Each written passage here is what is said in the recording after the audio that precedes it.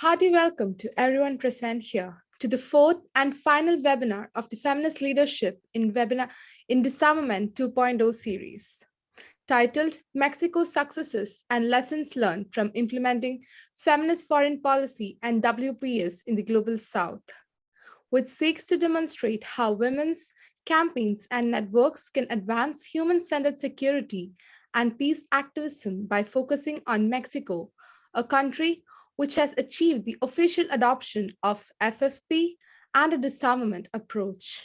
First of all, let me introduce myself.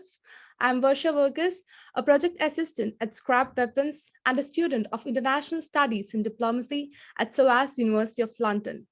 So co-moderating with me today is Jessica Louis Hen. Over to you, Jess. Hi everyone and welcome. My name is Jess and I'm also a project assistant at Scrap Weapons. And I'm also doing my master's degree in international studies and diplomacy from SOAS University. It's really great to have you all here for our final webinar on feminist leadership in disarmament. This is our second year implementing this webinar series. And this year we will be looking more closely at the Women, Peace and Security agenda that was formally established in the year 2000 through the United Nations Security Council Resolution 1325 and also feminist foreign policy. The idea is to discuss these two agendas and projects and their relationship with general and complete disarmament, which Scrap Weapons advocates for. Today, our topic of discussion will be implementing the Women, Peace and Security agenda in the Global South. We will be looking closely at the example of Mexico and the successes and lessons learned from their implementation of a feminist foreign policy and Women, Peace and Security agenda. Today, we are honored to be joined by four fantastic speakers, Mariana Roa, Marta Mariana Mendoza Basulto, Daniela Philipson, and Montserrat Martinez Tellez. Just before we start, I will run through a little housekeeping. The webinar is being recorded and will be published on the Scrap YouTube channel in the next couple of days. Once all speakers have given their presentations, we will open up the floor for an audience Q&A session. Please add your questions via the Q&A function. And if possible, it would be great to have your name and affiliation. You can start leaving questions right now. So now I will hand over to my colleague Varsha to introduce Scrap Weapons in a bit more detail. Thank you, Jess. So SCRAP, or the Strategic Concept for the Removal of Arms Proliferation, aims to reframe the debate around disarmament and to challenge the dominant strategic culture of production, trade, and supply of weapons that inevitably fosters new wars and which has a direct impact on safety and development conditions of critical areas of the Global South. The threat of global war looms, yet there is no practical strategy for weapons control. Russia's unprovoked invasion of Ukraine and use of nuclear threats has horrified the world and emphasized the risk inherent to proliferation of conventional arms and nuclear weapons. Before this, the COVID-19 pandemic demonstrated that governments have failed to invest sufficiently in public health infrastructure while prioritizing spending on military modernization, procurement, and operations. In these unprecedented times, we appeal to states and others to harness their capabilities to achieve collective security through cooperative international agreements by reinvigorating efforts to achieve sustainable, verified, and irreversible disarmament. We call on states, including our governments and their representatives, to support the activation of a fourth special session on disarmament at the United Nations General Assembly.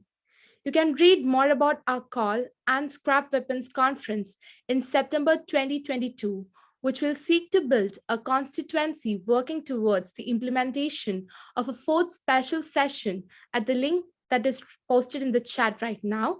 We also invite everyone, as well as your partner organizations, to support this initiative by signing our call for a fourth special session on disarmament at the United Nations General Assembly, using the form also provided in the chat.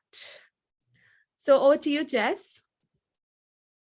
Thank you. So without further ado, I will now introduce our first speaker today, Mariana Roa.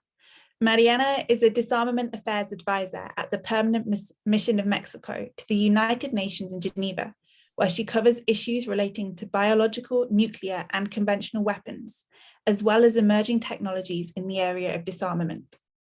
She was also recently selected by the United Nations Office for Disarmament Affairs as a leader for tomorrow. She is passionate about women empowerment and attaches great importance to intersectional disarmament.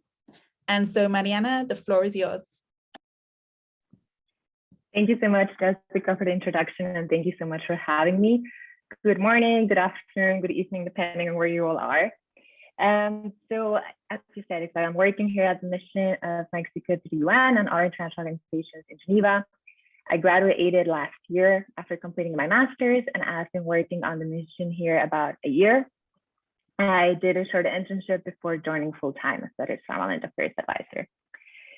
First of all, and before I go on with my presentation, I just want to say that I'll be talking here on my personal capacity, and these are my personal views.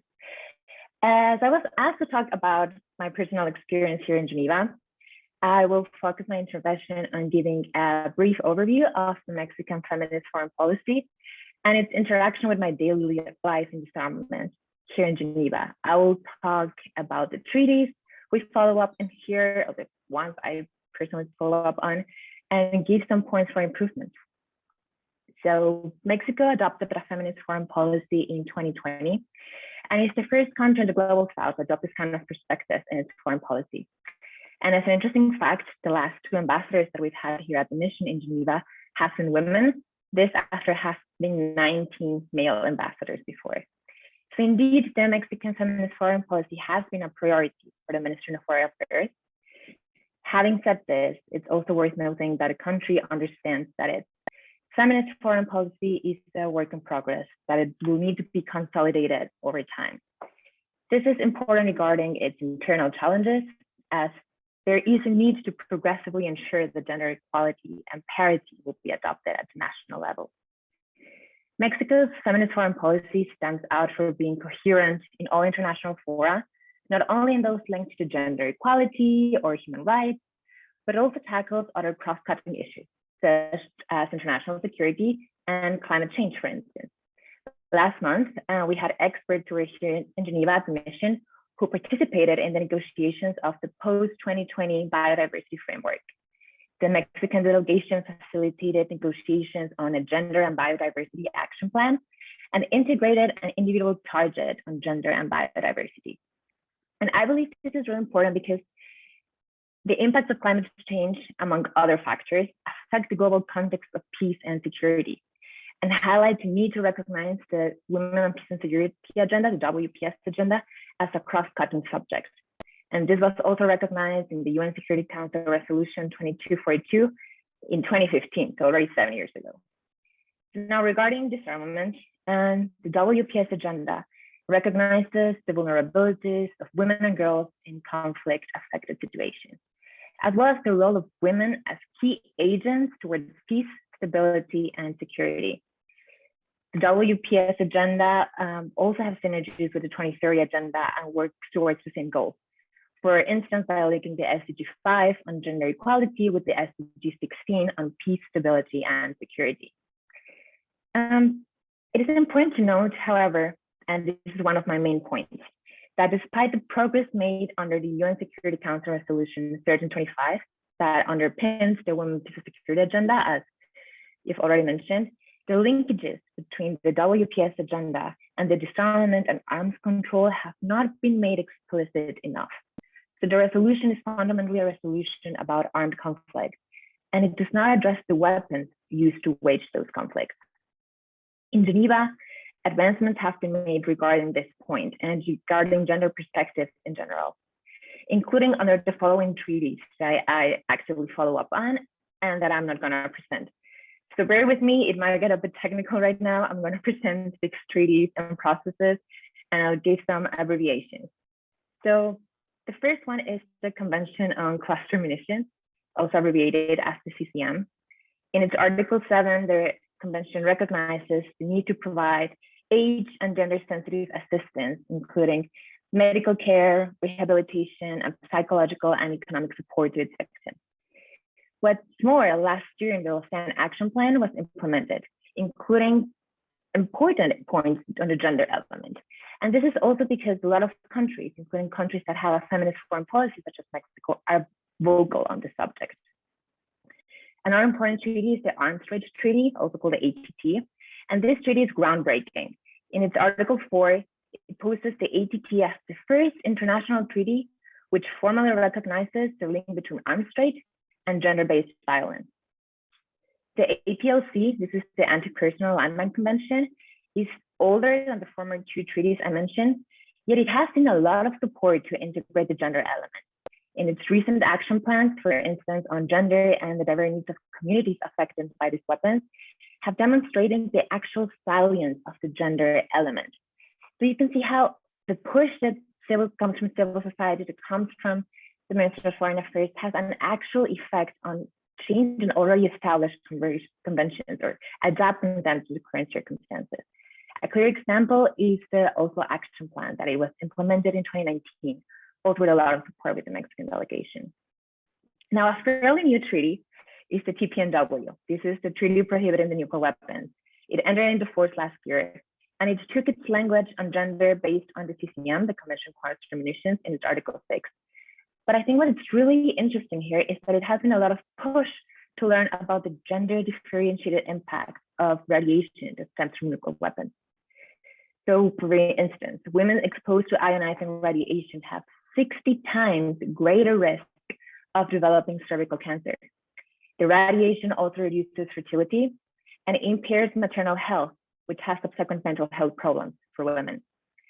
These impacts have been informing the deliberations of both the NPT, that's the Non-Proliferation Treaty, and the TPNW.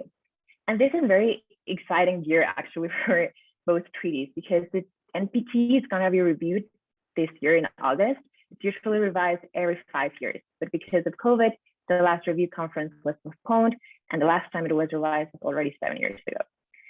And the first meeting of states parties of the TPNW, so the first time the states parties come together and we talk about this issue, this treaty, will be in June.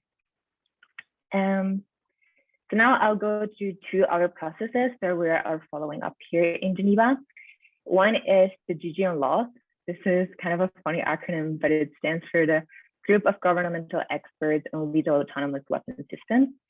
And here it's vital to recognize, as many civil society organizations and the UN have already done, that emerging technologies have been proven to have a strong bias and therefore an expected high rate failure regarding women, persons of color, people with disabilities. The use of autonomous weapons that rely on these technologies would likely result in higher risk for these groups. And this is something that we need to be aware of. And this is something that also Mexico pushes on with this topic. Another extremely interesting process taking place here in Geneva are the negotiations and a potential political declaration on explosive weapons in populated areas, it's shortened as the WPS.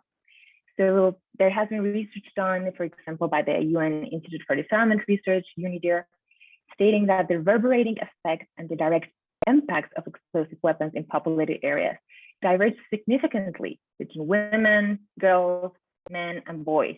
And this is something that we should be clear on, that it's something that we can change and be aware of.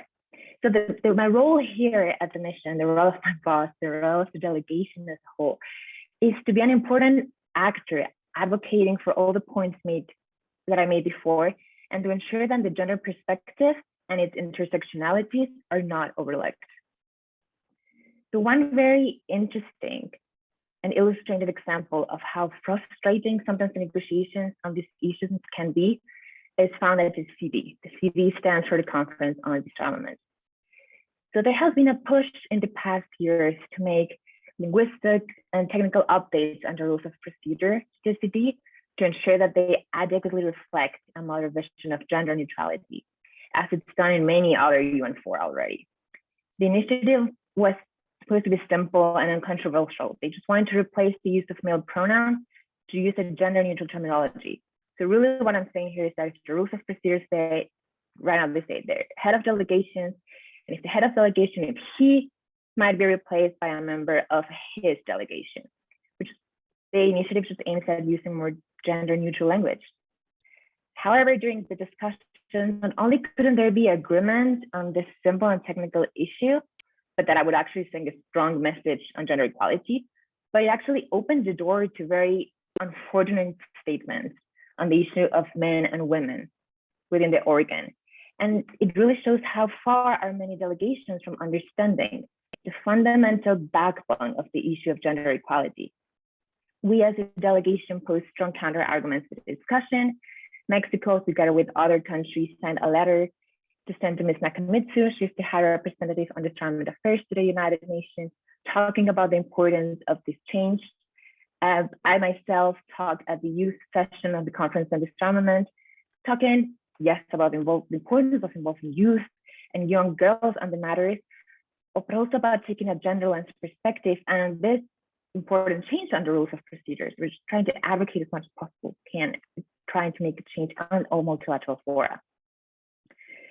And I believe this really shows that there's a lot of work that can be done to bridge this gap. I'll talk about 4 points. First one would be to expand the disarmament and the community's knowledge of gender issues and practical action in specific arms and control disarmament processes. Second, to identify opportunities to bring gender perspective to specific discussions and framework on disarmament. Third, to collect gender disaggregated data on victims and armed violence and conflict that could also inform debates. And fourth, to include delegates with gender perspective in all possible discussions to really inform this matter on the subject. And this leads me to my final point and my closing messages. So the first one is that it's not only about making the point on the language of the treaties and the references in the treaties per se, but it's about having women in the room, really promoting women's meaningful participation and its agents in arms control and non-proliferation and disarmament fora. And here it's really important to have an emphasis on meaningful participation. We don't want this to be a box checking exercise of saying the delegations have so many women talking, right? So many heads of delegations. But we want to ensure that women are at the table, that they are participating in the decision level processes, that they have the technical expertise needed to participate in those discussions. And I think this is also important for all of us as young women being part of these processes, to really involve ourselves on the technical side so that we know and have the tools to participate in these discussions. The research also has shown that in disarmament, the disarmament for a lag significantly behind other UN pillars. So it's not only about how far we're lagging behind, but if you only have 25% women as heads of delegation, it also shows the representation and what young women are seeing. Another message is having this background in context. It's important to remember that growth of gender perspectives in international peace and security conversations over the last couple of decades is still met with varying degrees of skepticism. And this happens in real life, and multilateral fora are no exception. There are plenty of misconceptions and lack of awareness surrounding the issue. So it's necessary to keep engaging in good faith negotiations with an open mind and have frank and honest conversations. With the adoption of a feminist foreign policy, the hope is to position Mexico as a relevant player to promote this really much greater need to involve women in the decision-making sphere on peace and security, including disarmament. And as the UN has already stated, including women in these processes is not only the right thing to do, it's the smart thing to do. And I would add, as I heard yesterday in a panel, is the only thing to do, because we cannot keep ignoring the needs of 0.5% of the population. Thank you. Thank you so much, Mariana. You've given an amazing momentum for our webinar today. And also, I particularly enjoyed the points, like you've given a wholesome wrap through of all the important conventions and treaties, what Geneva is doing. And we are interested in the work. It is so amazing that a country is doing so much towards feminist leadership in disarmament, etc. And also not limiting it to a checking, like box checking exercise, rather than providing a very meaningful participation of women. Well, that was quite impressive. So now I will introduce our next speaker, Daniela Philipson-Gazia. Daniela is a next generation gender, peace and security scholar at Women in International Security. Daniela has served as an advisor to the Speaker of the Senate of Mexico, a policy analyst for the New York City government, and a Women Peace and Security Fellow at the Women's International League for Peace and Freedom, and has also authored several articles on Mexico's feminist foreign policy and National Action Plan on UNSCR 1325. So, Daniela, the floor is yours.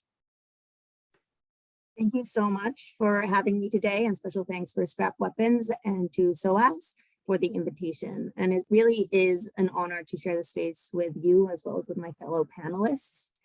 And so I'm going to go over a more critical perspective of the feminist foreign policy, as well as the National Action Plan on Women, Peace and Security, as published by Mexico in January 2021. So as you know, Mexico announced its feminist foreign policy in 2019. And this announcement was really met with a lot of applause and recognition on behalf of the international community. However, in Mexico, it was met with a lot of skepticism. And this is because for years, feminist activists in Mexico have demanded solutions to gender-based violence and an end to militarization.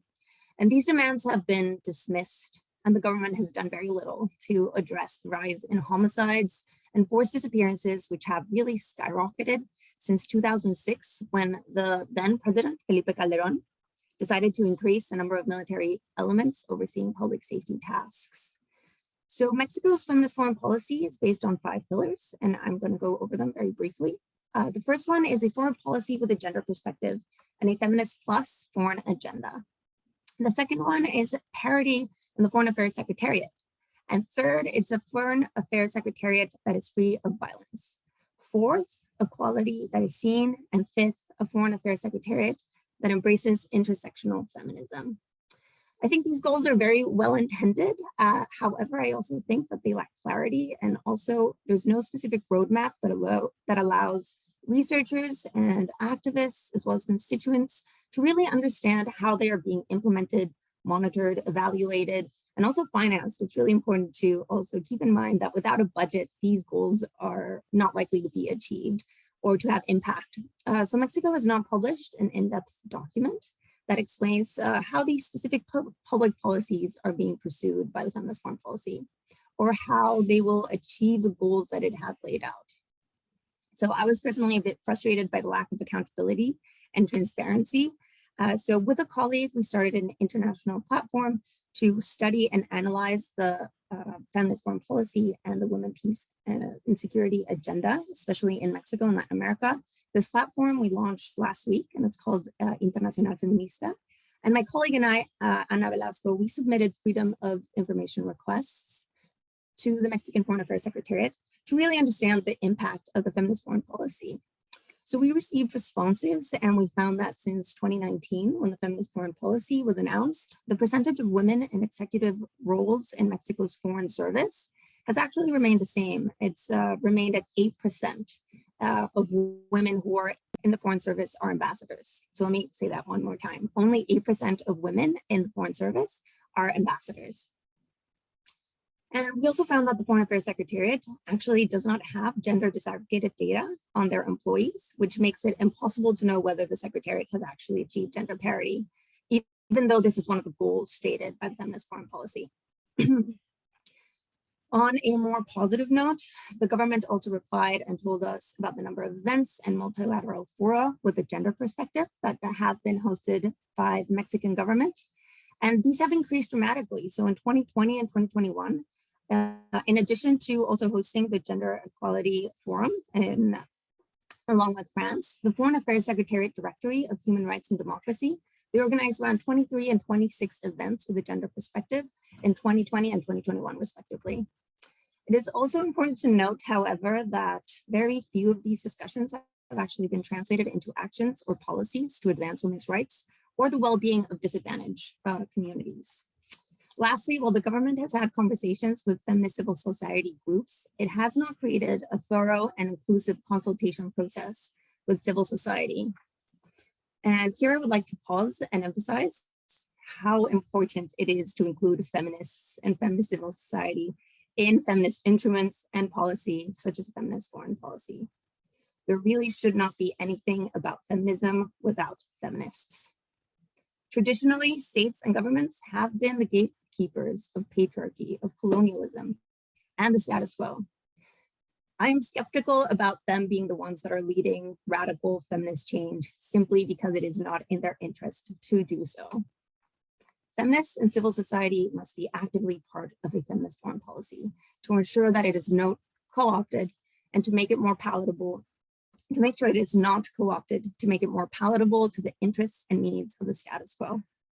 It is key that as feminists, we reclaim our principles and advocate them by speaking truth to power. I also really want to underscore that a feminist foreign policy ought to be harmonized with policies at the local level. There should not be different standards for conducting a feminist foreign policy relative to a national policy. If Mexico wants to advocate for peacekeeping abroad, it should do the same in its own territory. Having a feminist foreign policy in tandem with national policies that dismiss feminist demands only reinforces the differences between foreigners and non-foreigners instead of focusing on a common humanity. Mexico's first national action plan on women's security, women, peace, and security, I'm gonna address it as NAP, so I'm gonna use the acronym NAP, specifically talking about the National Action Plan on Women, Peace, and Security. It was first published in 2021 in January, and that was shortly after Mexico became a non-permanent member of the Security Council and a co-chair of the informal group of experts on women, peace, and security. The secretariats responsible for authoring the National Action Plan on Women, Peace, and Security for Mexico were the Women's Institute, the Foreign Affairs Secretariat, the Navy, the Public Safety and Citizen Security Secretariat, and the National Defense Secretariat. The NAP is divided into the 3 Ps of the Women, Peace, and Security Agenda, which are, you already know, but it's prevention, participation, and protection. And there's also a 4th pillar, which is relief and aid for survivors. The bulk of Mexico's first National Action Plan falls under the participation pillar. And as Ray Atchison mentioned during her presentation in the series of webinars, the WPS agenda has fallen short because it has shifted its aim from preventing war to simply increasing women's participation in war. And this is precisely what happens, or what I found in Mexico's National Action Plan on Women, Peace, and Security. Most of its activities and the indicators laid out increase the number of women participating in Mexico's UN peacekeeping operations, which are actually quite modest already. So even if there was a 100% increase, the impact would be relatively modest. So Mexico's National Action Plan also calls for more human rights trainings for the armed forces. But these trainings are actually mandated by the Inter-American Court of Human Rights in 2010 as a result of its sentence in the cases of Fernández Ortega and others versus Mexico, and Rosendo Cantú and others versus Mexico. So the NAP is actually not presenting anything new regarding the training and evaluation of armed forces. It is simply describing Mexico's compliance with the mandated sentence. So to assess the impact of the National Action Plan a year after it was published, again, my colleague Anna and I submitted more freedom of information requests asking exactly how much was spent on the NAP's implementation in Mexico. And the response we received from the authorities in charge of implementing the NAP was that in the last year, no resources had been earmarked or spent on the Women, Peace, and Security agenda in Mexico. The National Action Plan also states that the authorities responsible for its implementation shall publish an annual monitoring and evaluation report. And although the NAP was published more than a year ago, the annual evaluation report has not yet been published. Taking all of this into consideration, again, my colleague Anna and I at Internacional Feminista, we conducted an analysis of the NAP, which was published by Women in International Security, and we made the following recommendations. So the first one is to include the active participation of feminist civil society organizations, which we feel very strongly about and we think it's very important. The second one is to move beyond training. Training has been ongoing for armed forces in gender perspective and human rights, and still there hasn't been an impact diminishing human rights violations. They actually have gone up in the last decade. The third is being budget realistic. There needs to be sufficient expenditure for the implementation of the National Action Plan on Women, Peace, and Security in Mexico for it to have an impact as well. Fourth is to adopt policies that address women, peace, and security related issues in the domestic and regional spheres. It is very important that Mexico's National Action Plan, I think, that they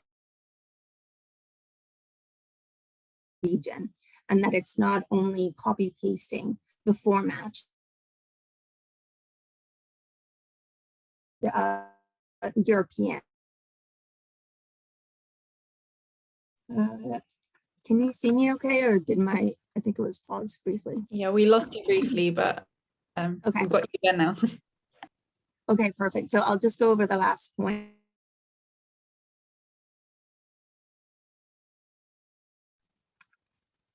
Is to adopt policies that address women, peace, and security related issues in the domestic and regional spheres for Mexico and Latin America. I think it's important to tailor the content to the issues that are being faced in Mexico and Latin America, and that the WPS, or the National Action Plan, is not simply copy pasted from the format in Europe and the global north. So to end my presentation, I also really want to briefly touch on the impact of militarization and firearms on violence against women in Mexico. Research from Data Cívica and Intersecta found that the number of women who have been killed by a firearm in Mexico significantly increased since 2006, when militarization increased. The number of women killed in public spaces instead of their homes also increased during the same period. In Mexico, 10 women are killed every day, and this is a statistic that we hear very often, but not always do we feel the full weight of that, what that means. 10 women are killed every day in Mexico. And then a follow-up to that statistic is that 6 of those women are killed by a firearm. 5 out of 10 trans women who are killed are also killed with a firearm. Lastly, in 2015, over 1 million women in Mexico claimed that they were harassed or threatened with a firearm in their community. Studies also show that the likelihood of domestic violence becoming lethal significantly increases when the aggressor has access to a firearm. In parallel, over the last decade, 2.5 million illicit American guns have poured over the border from the US to Mexico. Around 70% of guns found at crime scenes in Mexico are traceable to the US. And I just read an article actually about how now people are buying guns in Mexico through WhatsApp. So it's very easy to get access to a firearm in Mexico. And again, most of those firearms are coming from the US border. And apparently there's around 16 million illicit firearms in circulation in Mexico right now, based on calculations from the Foreign Affairs Secretariat and also from Mexico Evalúa. So to summarize, there is evidence that there is a close relationship between violence against women and girls and proliferation of firearms. Hence, it is urgent to curb the trafficking of firearms, especially at the Mexico-US border, and for both countries to increase cooperation to address this issue. The Mexican government has done an excellent job, and here I really have to pause and recognize the great job that Mexico has done to advocate for tighter regulations in international and multilateral fora. And this has been very obvious, particularly in the Security Council. However, it is key that Mexican diplomatic achievements also address illicit gun flows. It is important that those discussions are linked back to the feminist foreign policy and that they do not operate in silos. It's also important that it's linked back to the National Action Plan on Women, Peace, and Security to prevent violence and protect women and girls. Thank you again for inviting me and for having me. It has truly been a pleasure to participate in today's discussion. Thank you so much for your incredible presentation, Daniela. I think we all learned a lot, and those statistics you mentioned were particularly humbling. And I think, yeah, it's really important, drawing on what Mariana said earlier about a box checking exercise, is to remember that, you know, the implementation of a feminist foreign policy isn't a result in itself, it's the start of a process, and that there's a long way to go. While we acknowledge the great work that's been done, we can't forget that this is just the start, and hopefully we'll see better inclusive policies in the future. Now I'd like to introduce our next speaker. We have Marta Mariana Mendoza Basulto. Marta is a specialist in disarmament, international security, and gender policy. She currently works as the International Relations Officer at OPANAL. Her previous experience includes serving at the Mexican Ministry of Foreign Affairs in the Directorate General for the United Nations between 2012 and 2018. And additionally, she's a member of the Women in Nuclear Global Chapter Mexico and is part of the Women's Expert Network on Foreign and Security Policy of the Center for Feminist Foreign Policy. And so, Marta, the floor is yours. Thank you very much, Jessica. Well, first of all, I'd like to thank Scrap Weapons for the invitation. This is such a wonderful panel full of smart and successful women, and I'm thrilled to be part of it. Very, very interesting presentations. I must confess that the invitation caught me by surprise because I haven't been working directly for the Mexican government for around 3 years. However, I'm very glad that I can share this space with all of you and to talk a little bit about my experience. But mostly I will focus this presentation on how the relevant and constant participation of Mexico in many disarmament processes has been key to promote in many ways the participation of women in these spheres, but also how, from my perspective, to continue with its historic tradition is an opportunity to advance in the consolidation of its recent adopted feminist foreign policy, and how I think that it's a window to encourage diverse and perspectives and new approaches. I know time is limited, I'll try to be brief. So as Jessica mentioned, right now I work as at OPANAL, which is the Agency for the Prohibition of Nuclear Weapons in Latin America and the Caribbean. Previously, I worked at the Mexican Ministry of Foreign Affairs. I'm actually very related with the job that Mariana does.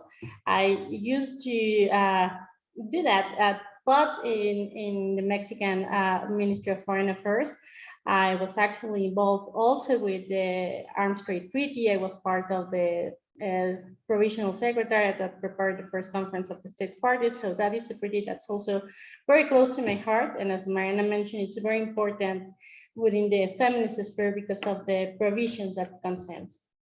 Now, well, as a brief introduction regarding what brings us here together today, which is to talk about the lessons and successes of Mexico around the adoption and implementation of feminist foreign policy and the link to the women, peace and security agenda, I would like to go a little very brief to go over to the historic participation of Mexico in multilateral peace processes, particularly around disarmament, which is what I'm related to.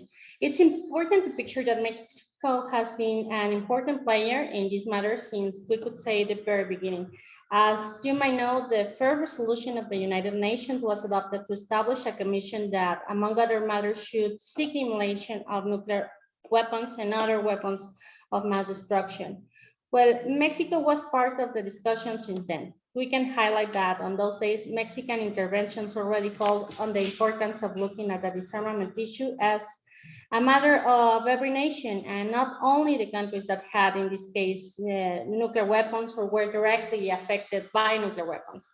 Mexico refers since those days to the arms race as problematic, pointing out that the pursuit of the increase of arsenals and weapons was and still is a direct factor that intensifies international tensions, and as Daniela mentioned, is not an international problem, it's now a national problem today.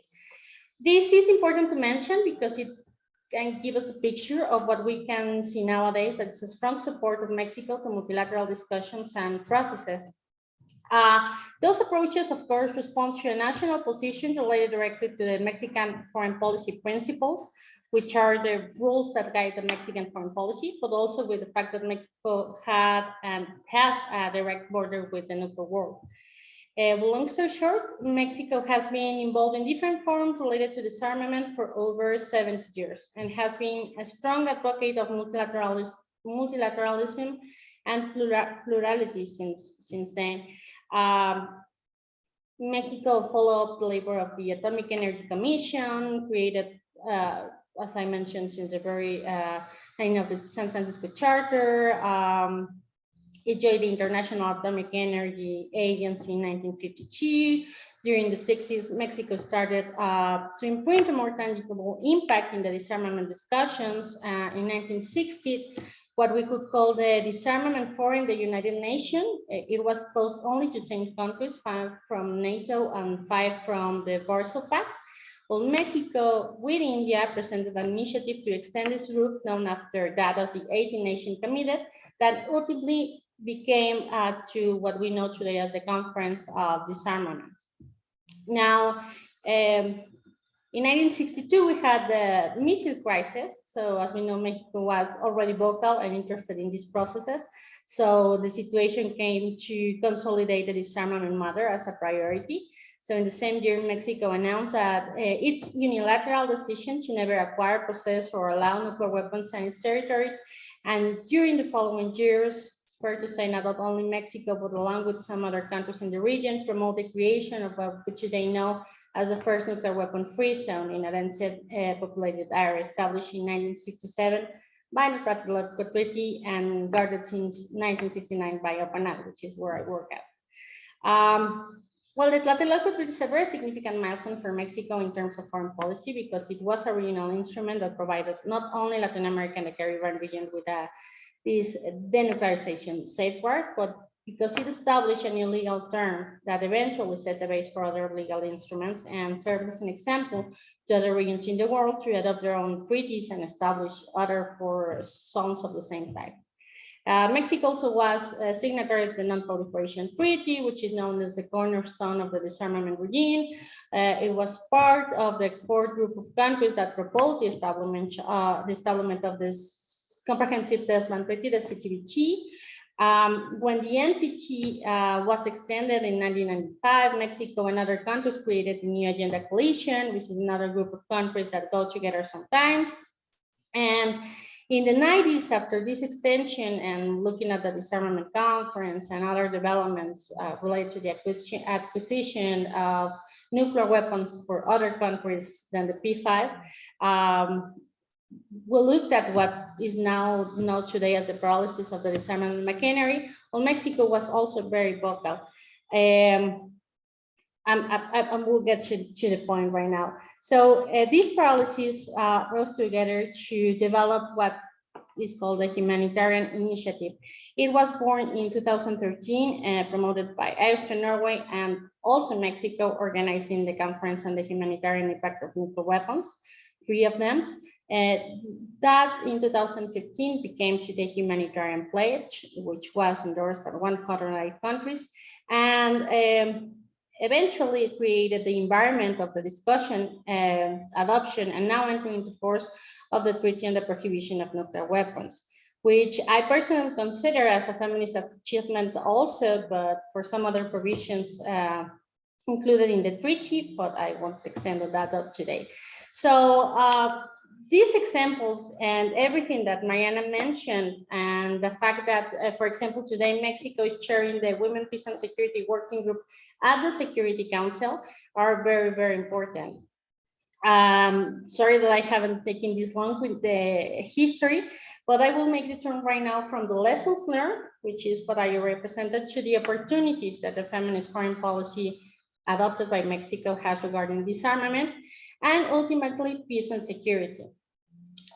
First, because one can talk about the participation of Mexico in all those processes without mentioning the crucial participation of Mexican women.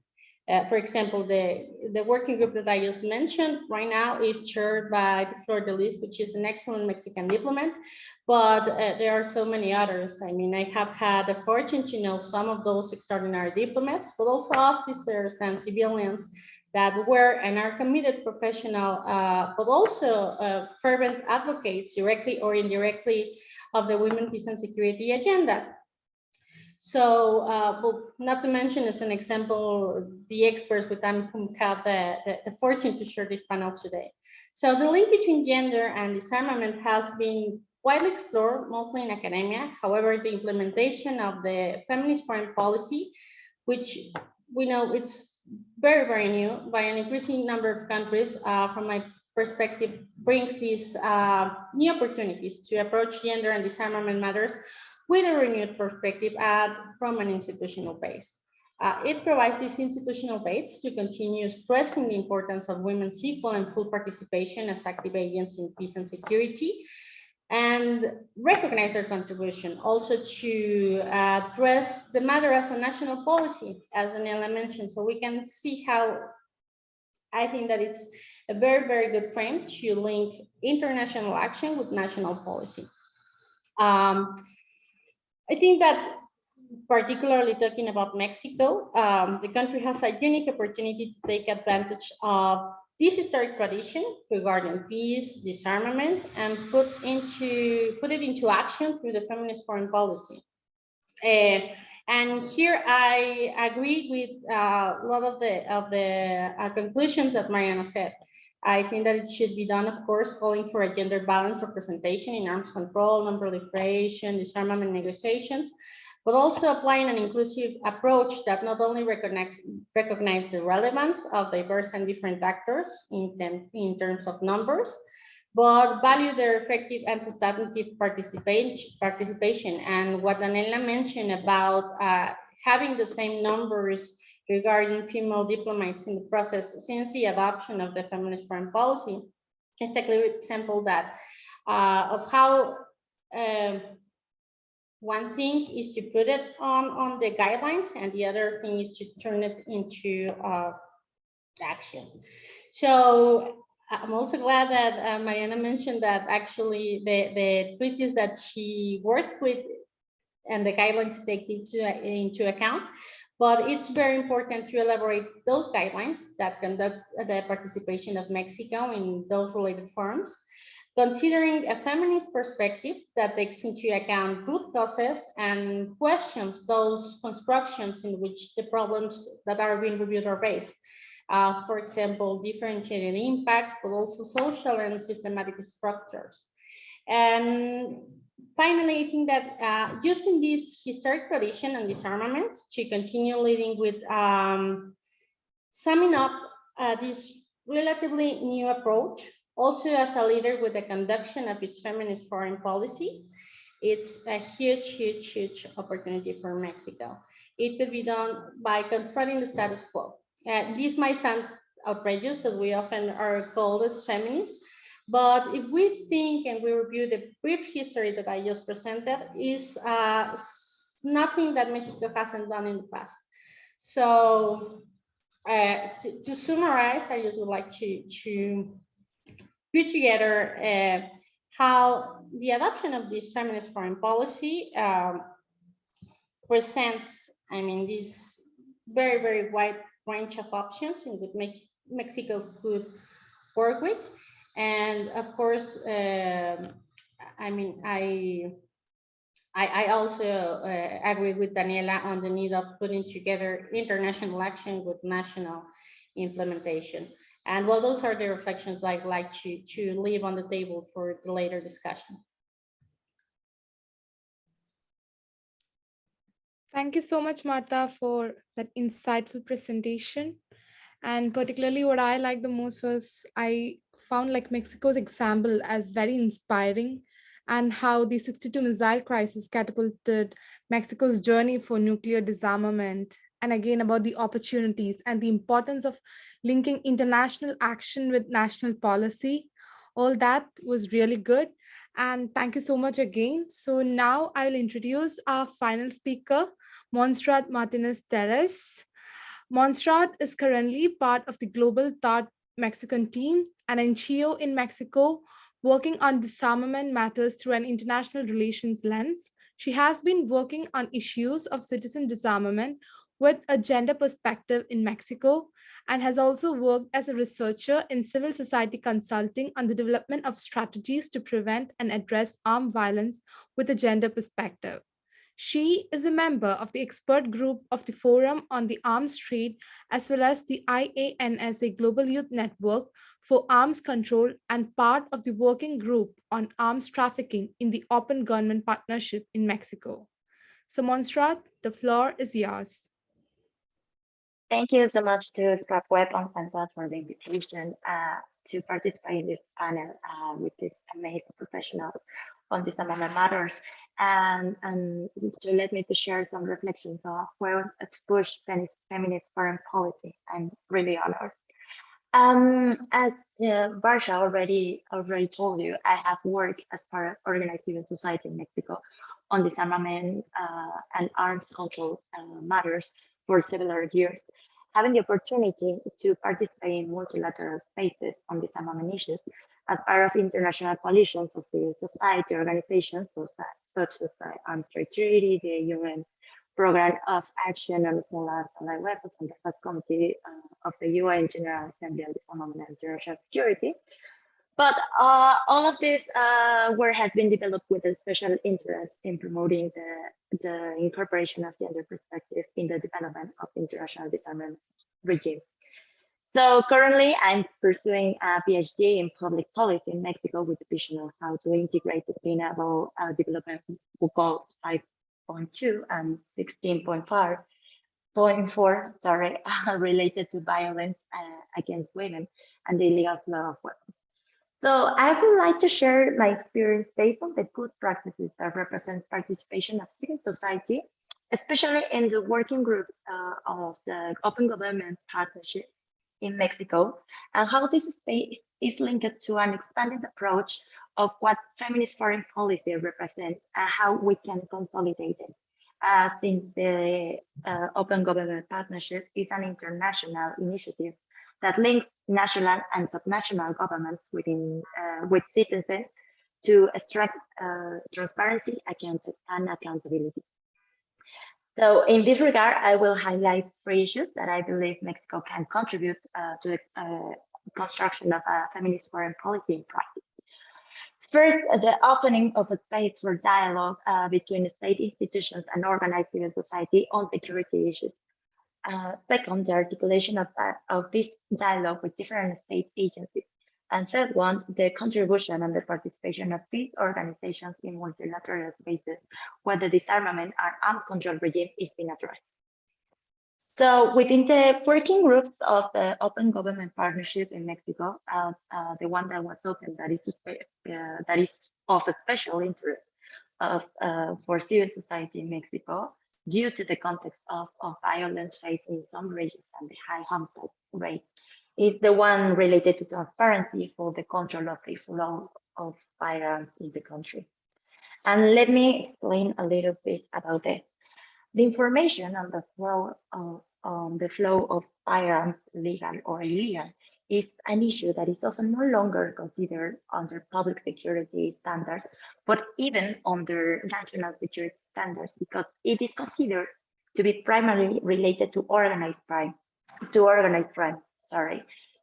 that is why the fact that various institutions of the Mexican state accepted in a joint and articulated space to undertake a dialogue on this matter with the organized civil society already represents in itself a good practice that challenges the hegemonic vision that security issues are only of interest to the state as supremacy and protagonist entities in the political structure. So, however, it is worth emphasizing the sense in which the dialogue took place.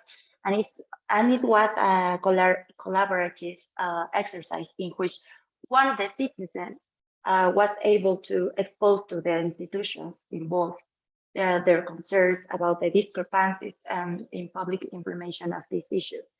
The second was the relevance of promoting proactive transparency practices and not only offering public information from the official institutions when it is asked for, which sometimes is not useful for the analysis of the phenomena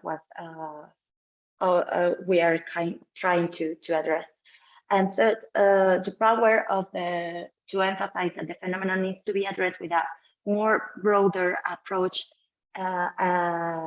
of collaboration with civil society as a whole. Finally, trying to emphasize that and keeping in mind that the issue does not have a single age related to organized crime, the issue of arms flow and armed violence. So finally, I would like to highlight that the experience of civil society in multilateral spaces, not only as observers, but also as collaborative agents, has made a significant difference in how to support the adoption of analysis that has been traditionally relegated, such as the feminist perspective, and from noting the difference, the differentiated impact of armed violence based on gender approach, but also on population intersectionalities, additional to the promotion of transparency and accountability, how to incorporate them into disarmament and arms control, I think It's one of the big lessons that we have been learning along the years.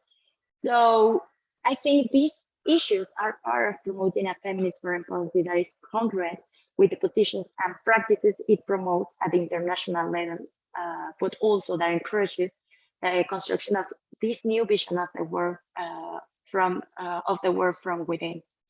So I just want to close my intervention with a reflection by Jimena Andion Ibanez and Ana Joaquina Ruiz Guerra on integrating the gender perspective in the work, especially for this open government partnership initiative. I will leave this text on for your disposal. But they point out that including gender in open government is not only about counting how many women participate on or how many policies are aimed to women. It implies, in practice, consolidated, more horizontal, constructive, and attached to the community's leaderships. So that's what I wanted to share. That this experience, there are some lessons that this experience led us, and I think we can integrate those kind of practices into the consolidation of a feminist foreign policy. Thank you. Thank you so much, Montserrat. It was really great to hear about, the kind of lessons we can take away from this open government partnership, and the importance of dialogue with civil society. I think a lot of the time, the needs of those most affected get diluted in multinational, international fora. So it's really important to make sure that the voices of those are continued all the way through policy making process. So now I'd like to open up the floor for some Q&As. So a reminder that anyone can leave a question using the Q&A function. We've already got some questions in the box. So I know Daniela has to leave at 3, so I'll direct the first question to you. So our first question is, while recognizing the impact of militarization on women, it's important to note how women are active actors in disarmament efforts. And the question is, how can we reshape the balance so that women, specifically in the global south, are not confused to be only victims in need, but instead peace activists and leaders? Yeah, and that also reminds me, that's a great question. Thank you so much for that question. And it reminds me also of that second webinar with Ray Atchison, Kriti, and Laila. And I forget who exactly it was that mentioned, that women of color, women in the global south are seen as victims of men in the global south. And that's simply, they're not recognized for being feminist leaders or advocates for peace and just leaders on their own right. And how often countries in the global north are seen as the saviors that are swooping in, providing official development aid to save women from in the global south, from men in the global south. So I think it's very important to recognize, and I don't think, while speaking about militarization and while acknowledging the impact it's had on the safety of women and girls, and also going over the statistics and the facts, which is that, it is true that 10 women are killed every day in Mexico, and 6 of those are killed with a firearm. I think at the same time, we can recognize the amazing job that women are doing to create networks, to advocate for peace building. And I would also like to mention an initiative from the Mexican government, which I think recognizes this, and which I think is really good. And it's actually in the National Action Plan, which is called Women's Network for Peace Builders, for peace building. And the unfortunate thing is that this initiative was defunded recently, but it basically acknowledges and taps into existing networks of women peace builders in Mexico to share best practices around peace building. And I think these are exactly the type of initiatives that we need to promote and we need to have, which recognize women's expertise and knowledge in peace building in the global south, and not necessarily building these networks from the ground up because they already exist. So it's acknowledging existing grassroots organizations networks and empowering them, and also inviting them to participate in this multilateral fora, because often strategies at the ground level and grassroots strategies are the ones that really help achieve global issues and global problems. So I think we can acknowledge them separately and like not necessarily fall into this narrative of like, oh, women in the global south are victims that need to be saved, especially not from countries in the global north. And with that, I will apologize for having to leave early. I will share my email in the chat before leaving in case anybody has any other questions that they want to reach out. I will answer my email as soon as I can. But again, apologies for having to leave early. And again, thank you so much for SOAS and Scrap Weapons for having me today. It was truly an honor to share this space with also all of these fantastic panelists. So thank you. Thank you so much, Daniela. So now we have a question that is directed towards Mariana. How are young people involved in the disarmament conversations in Geneva? And how has your experience as a woman been in Geneva? Thank you, and thank you for the question. I'll approach, I guess, the second question first. How has it been for me as a woman in Geneva? I have to say I've been very lucky in a sense that I think my situation is very different to the one that women, when they joined 30 years ago, for instance, that they actually had to fight to prove why they were needed at the table and why it made sense for them to be part of the conversations and part of the action plan. And in my case, at least with my mission, it's clear it's not something that I have to fight for. It's actually I have an amazing boss that really empowers me, encourages me to speak out, to talk, to give my opinion. Also in the room, even though like we're lagging behind to other UN fora on representation, I still see women delegates in the negotiation table giving speeches, women ambassadors that I can look up to. And this was why I say representation is so important. I remember when I was a girl and I loved planes and flying, and I was like, how can I do to be in a plane as much as possible when I would be flight attendant? And I was like, I want to be a flight attendant, but I also never said I want to be a pilot because I never saw pilot women. So I do think representation is important. I think here it's seen in Geneva to a certain extent. It's something that I really appreciate. I appreciate that I don't have to fight for my place here, but it's also very hard to see in contrast because that's me being working here at the Mexican mission, and I also have colleagues that may are my age. They work for other governments that are not giving the same place, and that can be very hard because it's very pretty much having the same job. We're just in very different circumstances and in the same year and in the same fora. As to the other question about how youth are involved, I think there has been a very active call for the UN to involve youth in disarmament. As I said, I spoke on the CED, the Conference on Disarmament session in youth, and the UN involves like UN delegates from youth delegates from all around the world to speak there. They actually have a lot of initiatives, the one you mentioned before, like the Leaders for Tomorrow. They also have a lot of trainings, for example, on the Biological Weapons Convention for you to join.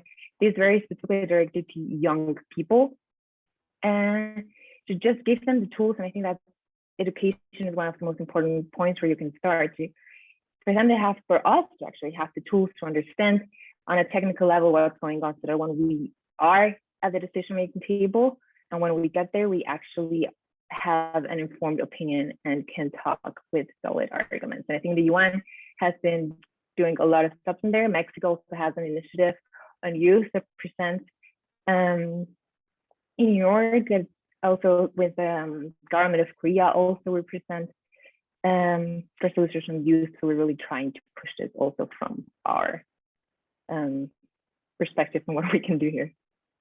Thank you. Thank you. That was really interesting to hear. So we've already over time, but I'll try to squeeze in one last question. So we have one question asking, How have your experiences and work in the field changed over time? Is there a certain amount of progress that you have seen in promoting and implementing the WPS agenda, and has it been more widely accepted? Maybe if I can start with you, Marta. Yeah, well, thank you very much. So I've been working with disarmament and peace and security for almost 10 years now. And I can say it is for me to say that I can see some changes. I mean, right now, the topic women, peace and security and the feminist approaches are practically in all the firms. It will vary in the level that actually it's applied, or the type of discussions, or if we are talking about just parity or something like that. But it is, I think that is, again, I mean, it is on the discussions right now, and it should be maintained there, but I think that also it should evolve on what we just mentioned right now in all the panels. It's not just a matter of parity and numbers, but it's also, it has to be done vertically and with the substantive inputs, etc., etc., etc. But the other thing that I would like to also highlight is actually the participation of women and how, for example, in my personal experience, I'm here today because I have had a chance to learn from a lot of great, amazing teachers, women that actually have paved the way. Sometimes it's presented as a cliche, but it is not. It is very important. So I think that it has evolved, but I think that to share our experiences and to continue promoting these kind of spaces, it is very, very important. And it's something that we should continue doing actively on a daily basis. Thank you. Montserrat, do you have anything to add? Yes. On my case, I was very lucky also, as Mariana already said, because I had the support of international coalitions of civil society organizations that were led by women, first of all, that has a lot of experience on disarmament matters. And also they believe in the impulse that youth can bring to the table on these matters, specifically on trying to adopt and to integrate a feminist approach on disarmament matters. So yeah, I think it has been changing along the time. I started on these issues about 5 years ago, and I can say there is a great impulse on how you can get involved in these matters also.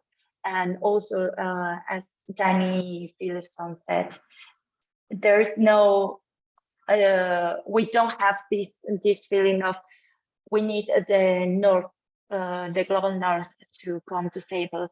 We are perfectly capable, and we have this agency capacity to build our own perspective, and also to identify what we are missing and why we are needing to build this a feminist approach, like in a more consolidated way, and also from the global south perspective and experiences.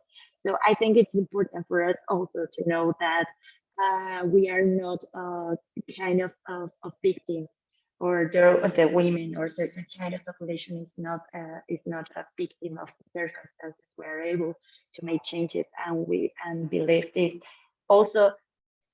Believe on this capacity of agency to make changes and to promote and to speak out and to let know what is going on, and also the differentiated impacts that this has in our lives. So yeah, I would say that, and also I think it's important for youth and women to participate on this kind of forum, to have this promotion from government, because in this case, the Ministry of the Mexican Ministry of Foreign Affairs has been also very, very active on promoting these spaces for civil society organizations. And that's something that not so many times you see from governments in a traditional way. So it's important also to have this support, not only to include them in the spaces of dialogue and discussion, but also to promote and to incorporate other kind of factors. So I would say that. Thank you so much. That was really interesting.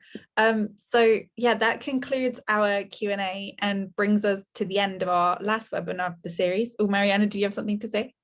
Yeah, can I add something real quick? I just wanted to add and compliment to what Martha Mariana said. It's true, Spain and I feel lucky, but it's true that we got who we were, I think, because of the women that came before us. And I think it's really a point that they actually paved the way for us to be where we are right now. And the second thing that I wanted to say that it's also something important to, we always talk about this women and women empowerment, but it's also sometimes gets overlooked that we also need men to have them as an allies. So we also have like something he for she movement to have them also on our side and advocate for them. That's all. I just want to make this longer. So thank you. No, thank you. I think, yeah, you're right. It's really important that we all acknowledge the sacrifices that the women before us have had to make so that we can all be here today. So yeah, on that note, we want to thank you all for your fantastic contributions today. I think you've all inspired us. We've all learned so much from you and learned so much from the example of Mexico. We also want to thank all of our panelists for all the previous sessions, and you can catch up with all the webinars on the Scrap Weapons website. I will now pass over to Varsha for a few final words. Yeah, thank you all again. And also, I think I should also thank Sarah, Eloise, and all project assistants and coordinators of Scrap Weapons for organizing this webinar series. So I think without all their hard work, this wouldn't be possible. So thank you all. And on a concluding note, stay up to date with our work and join our newsletter and follow Scrap Weapons on social media. A video recording of this webinar will soon be available on Scrap Weapons YouTube channel. If you are a student and would like to receive a certificate of participation, please email scrap.weapons@soas.easy.uk. We will provide certificates to participants who attend 3 out of 4 webinars of the Feminist Leadership in Disarmament webinar series. Thank you all for participation and have a very wonderful day. Thank you.